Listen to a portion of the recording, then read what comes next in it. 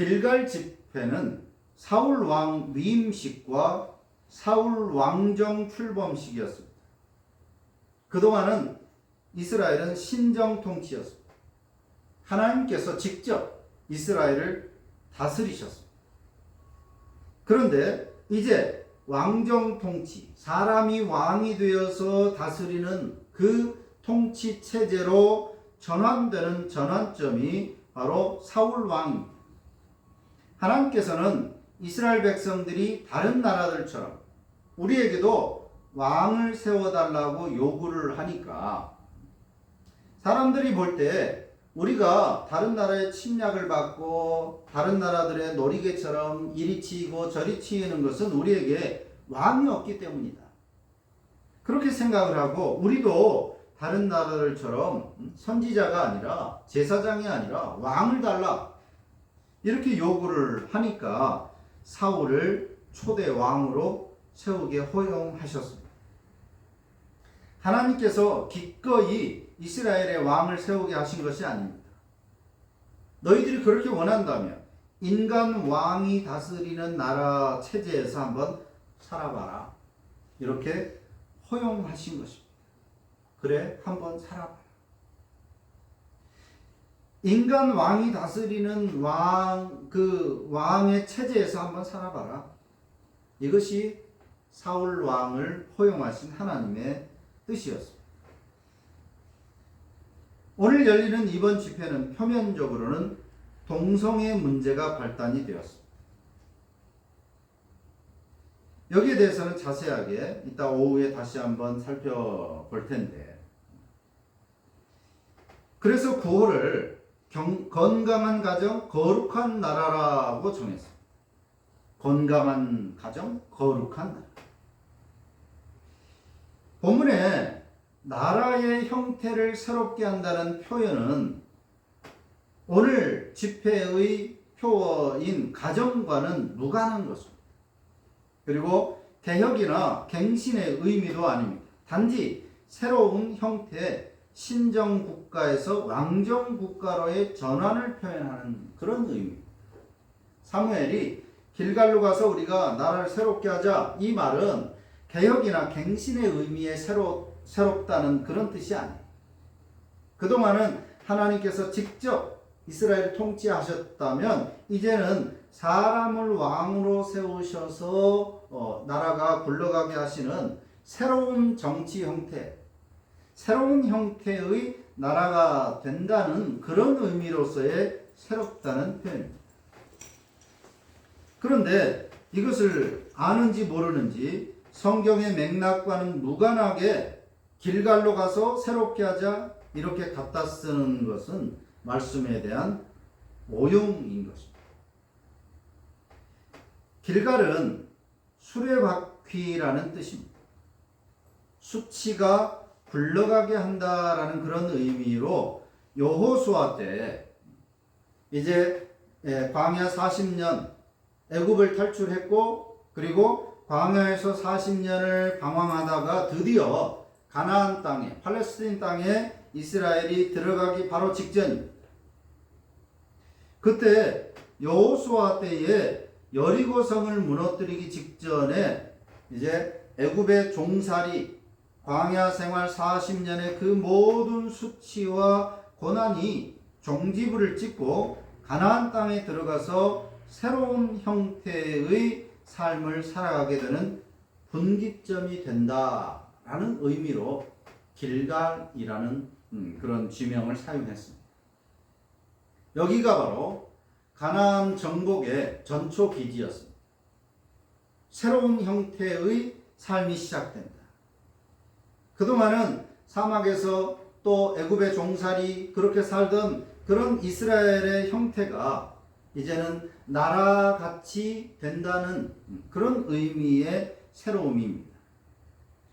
사무엘 선지자는 비록 세상의 문화와 흐름을 따라서 사람을 왕으로 세우지만 우리에게는 인간 왕의 왕이신, 즉 만왕의 왕이신 여호와 하나님이 계시다는 것을 잊지 말자라고 하는 의미로 길갈에서 이 선언을 한 것입니다. 하필이면 길갈에서 사울을 왕으로 세운 것은 세상의 문화와 흐름을 이제 인정하고 거기에 준하는 그런 선언을 이 길갈에서 한 것은 바로 여호수아 때와 마찬가지입니다. 새로운 형태의 이스라엘이 된다라는 의미를 담고 있지만 그렇다고 해서 하나님 여호와께서 이스라엘을 떠나는 것이 아니고 또 이스라엘도 여호와를 완전히 무시하고 그저 세상 나라들처럼 그렇게 흘러가게 된다는 것을 말하는 것이 아닙니다.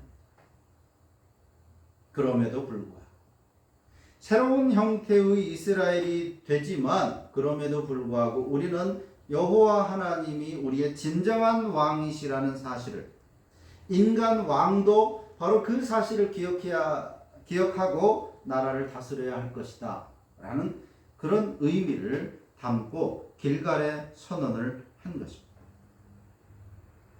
그런데 그동안 교회와 지도자들의 온갖 치부와 산더미 같은 수치스러운 일들에 대해서는 교회들이 모른 척 하다가 동성애 관련 법률, 그것도 오후에 살펴보면 알겠지만 사실관계를 제대로 알지도 못하면서 알지만 어쩌면 호도했는지 양심의 자유가 있다라는 교회의 헌법도 무시하면서까지 거의 강제적인 동원령을 내려서 주일 예배를 변칙적으로 드리도록 조장을 하고 그리고 휴일에 서울 한복판에서 더더구나 이태원 참사가 바로 코앞에 있는 바로 이때에 서울 한복판에서 전국적인 이런 대규모 집회를 개최한다는 것은 말씀을 오용하고 악용하는 것이다 라고 하는 거죠. 더구나 종교개혁 기념주의를 평일도 아니고 다른 날도 아니고 종교개혁 기념주의를 이 거사일로 잡은 것도 모순된 일입니다. 종교개혁은 507년 전의 종교개혁은 사회를 개혁하자, 이 나라 정부를 뜯어 고치자, 사회나 정부를 향한 압박이 아니라 교회를 향한 개혁을 부르짖는 것이었습니다. 루터의 95개 조항은 사회가 문제다, 정부가 문제다라가 아니라 우리 교회들이 말씀을 잘못 오해하고 있다. 면죄부를 팔아가지고 그걸 사면 지옥 가는 사람이 천국으로 간다든지 하는 이런 말도 안 되는 짓들을 교회가 하고 있다. 추기경을 비롯한 모든 많은 신부들이 직분을 사고 팔고 온갖 추악한 짓들을 하고 있다. 그러니까 우리 교회가 말씀으로 새롭게 변해야 된다라고 하는 의미로 교회의 변화를 주장한 것이 바로 종교개혁이었습니다. 그런데 교회 안에 온갖 치부들과 수치스럽게 여겨야 하는 문제들은 짬짬이를 하고 눈을 감고 살다가 썩은 칼을 치켜드는 모습은 초라함을 넘어서 부끄럽기까지 한 모양새라고 할 것입니다. 주님께서 자기 십자가를 지고 따르라고 하셨는데 예수님께서 칼을 빼서 예수님을 잡으러 온 사람을 그 귀를 잘라내는 모습을 보시고 칼을 집어 넣으라고 하셨습니다. 그리고 모든 신자들에게 자기 십자가를 지고 나를 따르라고 말씀하셨습니다. 그런데 힘을 과시해서 쇠를 과시해서 십자군이 되려고 하는 오늘 한국 교회의 모습인 것입니다. 십자가에서 죽으심으로 승리하신 예수님의 방식이 아니라 힘으로 제압하려고 했던 십자군의 전철을 밟는다면 그 결과 역시도 자명할 것입니다. 한국교회 차세대 목회자 연합이라는 단체에서는 한국교회는 길갈이 아니라 미스바에 모여 울며 자복하며 금식하며 회개해야 된다는 성명서를 냈습니다. 이 단체가 옳으냐 그르냐는 별개로 이 말, 길갈이 아니라 한국교회는 미스바에 모여서 회개해야 된다. 미스바는 이스라엘 사무엘 선지자 때에 하나님 앞에 우리가 회개해야 된다. 그래서 회개 운동이 일어났던 바로 그것입니다. 우리는 힘을 과시하는 길갈이 아니라 우리 스스로가 마음을 찢는 회개가 필요하다라고 하는 미스바 운동이 오히려 모여야 한다면, 결집해야 한다면 바로 그래야 한다라고 그들이 성명서를 발표했습니다. 많은 혼란을 야기하는 대규모 집회 자체도 문제지만 이태원 트라우마가 다시 일어나고 있는 지금 이러한 때에 그 집회 자체도 문제지만 교회의 타락과 세속화를 회개하고자 미스바로 모이자라고 했다면 그나마라도 인정이지만 그동안 핍박이나 수치는커녕 하나님의 이름으로 온갖 번영과 평안, 기득권을 누려온 한국 교회는 수치의 삶을 의미하는 길갈이라는 이 단어를 쓸 자격이 없다는 거예요. 이번 12.7 집회는 사회적으로도 교회적으로도 성경적으로도 어느 면에서도 정당성을 인정받을 수 없는 모임입니다. 세속적인 기준에 의해서 세워졌던 사울 왕은 결국 여호와 신앙을 떠났습니다. 정확하게는 믿음이 아니라 종교적 이벤트 신앙에 몰두했었던 그 사울을 하나님께서 떠나버리신 겁니다. 제사장만 드려야 되는 번제를 자기가 직접 주관하고 백성들의 이목을 집중시켰던 사울이었습니다. 또 하나님 앞에 회개하고 말씀으로 돌이키지 않고 그저 금식하자 금식을 선포했던 사울이었고, 심지어는 전쟁에서 이기고 그 기념비, 자기를 위하여 기념비를 세워서 백성들의 모든 칭송을 자기에게 쏠리게 하는 이벤트도 했던 사울이었습니다. 그야말로 이벤트 신앙의 달인이 사울 왕이었습니다. 결국 하나님께서는 그 사울 왕을 떠나십니다. 그리고 사무엘 선지자마저 죽게 됩니다. 하나님도 떠나시고 영적 지도자인 사무엘도 죽고, 그러자 사울은 극심한 두려움과 우울증에 빠지게 됩니다. 정신 이상자가 되고 마는 거죠. 심지어 한때 우상숭배 무속신앙을 척결했던 그가 사무엘이 죽으니까 웬일인지 무당들과 또 무녀들 그리고 신접한 우상 다 척결하는 아주 엉뚱한 짓을 또 보여줍니다. 사무엘이 죽고 나니까 그 전에 했어야 하는 일들을 사무엘이 죽으니까 모든 관심을 또 자기에게 쏠리게 하려고 했는지 갑자기 난데없이 우상을 몰아내고 또 무당들을 몰아내는 일들을 합니다. 그런데 그가 직접 명령을 내려서 신접한 자들, 무당들, 무녀들, 우상들을 척결했던 그가 다시 엔돌에 있는 자기가 쫓아내고 몰아냈던 그 무녀를 찾아가는 지경까지 나락가고 마는 이 사울의 모습을 보여줍니다. 자기가 얼마 전에 다 몰아냈고 쫓아냈던 그 무녀를 사울이 다시 찾고 있는 것입니다. 토한 것을 다시 주워먹는 그런 사울의 모습. 사울 왕은 자신의 정책을 스스로가 부정하며 쫓아냈던 신접한 사람을 다시 찾아가는 기묘한 역설의 모습을 보여주고 있습니다. 불안하고 다급했던 사울은 또 한 번 선을 아주 세게 넘어버립니다. 강령술. 이스라엘에서 율법에 의해서 하나님의 말씀에 의해서 단호하게 척결해야 된다, 처벌해야 된다라고 했던 그 강령수를 사울이 무당에게 요구하는 것입니다. 무당은 갑자기 찾아와.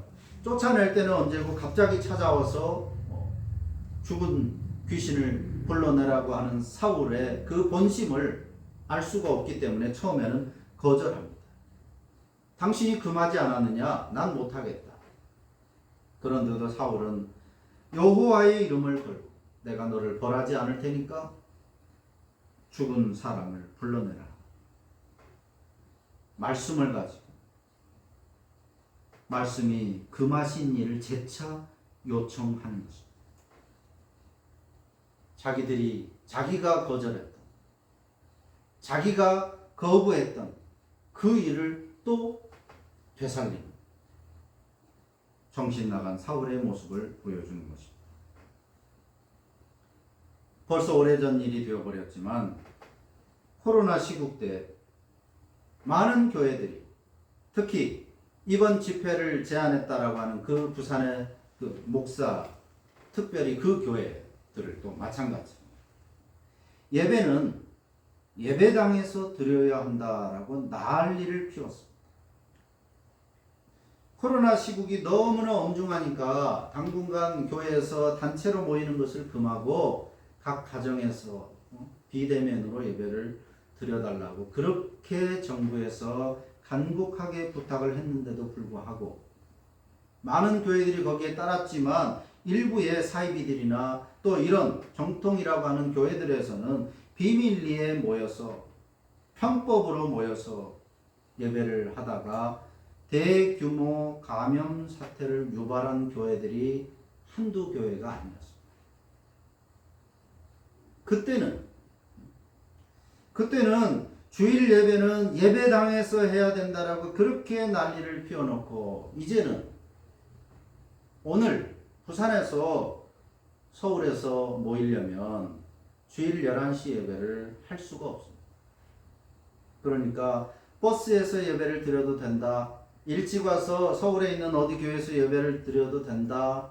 라면서 모이기를 독려하고 있는 이런 모습을 보면 신접한 사람들을 다 쫓아냈다가 다시 자기의 유익과 또 자기의 요구를 관철하기 위해서 그 쫓아냈던 신접한 사람을 찾아가는 사울의 그림자를 우리는 보게 됩니다. 이번 행사는 사울처럼 종교 이벤트 기획력은 훌륭했지만 1984년도 이후로 한국 교회가 그것도 이단 사이비들까지 그동안 교류가 없었던 바퀴벌레처럼 여겼던 정광훈 태극기 부대까지 포함하여 이렇게 대규모로 한국 개신교회가 이렇게 모이게 된 종교 이벤트 이 기획력은 훌륭했지만 그 결과는 사울의 엔돌과 다를 바가 없을 것이라고 하는 것은 너무나도 분명하게 누구라도 내다볼 수 있는 결론일 것입니다. 십자가의 결과는 인류의 구원이었지만 십자군의 결과는 기독교의 나락이었습니다. 십자군으로 인해서 기독교가 세계적으로 비난의 대상이 되었던 것처럼 예수 그리스도의 십자가를 외면하고 그 실패했던 십자군과 같은 힘을 가지고 세를 과시하는 것으로 요구를 관철시키려고 하는 오늘 이 집회의 결론이 어떨까 하는 것은 너무나도 분명한 것입니다. 연합 예배 또 큰 기도회라고 하는데 예배와 기도는 사람이 대상이 아닙니다. 사람에게 보이려고 누구를 압박하기 위해서 예배하고 기도하는 것이 아닙니다. 하나님께 하는 것입니다. 기도는 광장이 아니라 교회와 골방에서 하는 것입니다. 바리새인들처럼 일부러 하루에 3번 있는 기도 시간에 일부러 시장으로 나갑니다. 그 시간에. 기도 시간이 되면 일부러 가서 기도 시간이니까 사람들이 다 쳐다보는 데서 기도를 하면서 자신의 신앙과 자신의 어떤 지위를 만천하에 그렇게 보이기를 좋아했습니다. 예수님께서는 그들을 독사의 새끼들이라고 욕을 하셨습니다. 그리고 기도는 골방에서 해야 된다라고 말씀하셨습니다. 사람에게 하는 것이 아닙니다.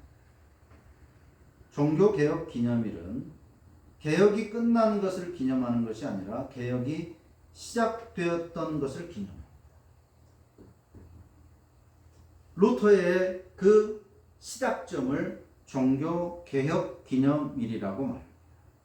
그래서 참된 개혁은 뭐라도 되는 것처럼 세를 과시하여 기득권을 키우려는 것이 아니라 오히려 말씀을 수호하기 위해 복음으로 설득하기 위해 사랑으로 고난과 희생을 자초하는 것입니다. 그것이 참된 개혁입니다. 세나 외형, 숫자를 힘으로 과시하려는 것은 하나님의 방식이 결코 아닌 것입니다. 진정한 개혁은 번성을 과시하거나 추구하려는 것이 아니라 칼빈의 말처럼 겸비하여 계속 개혁하는 신앙, 계속해서 개혁하는 교회가 되는 것입니다. 그런 의미에서 오늘 이 사상 초유의 기독교 대통합으로 기록될 만한 이 집회가 씁쓸하고 안타까운 것입니다. 더 낮아지고 더 희생하고 설득하기 위해서 더 겸손해야 되는, 더 사랑을 베풀어야 하는 교회가 옳지 않은 방법, 그리고 제대로 알지도 못하면서 포도하여 이런 집회를 하는 것은 결코 교회를 위함도 아니고 주께서 원하시는 방식도 아닙니다. 계속 개혁해야 하는 개혁교회의 신앙과 교회는 더더구나 아닌 것입니다. 이번 일들을 계기로 해서 그리고 이 종교개혁 기념일을 맞이해서 다시 한번 참된 개혁과 진정한 개혁이 무엇인가를 생각해보는 그런 계기가 되어야 하겠습니다. 기도합니다.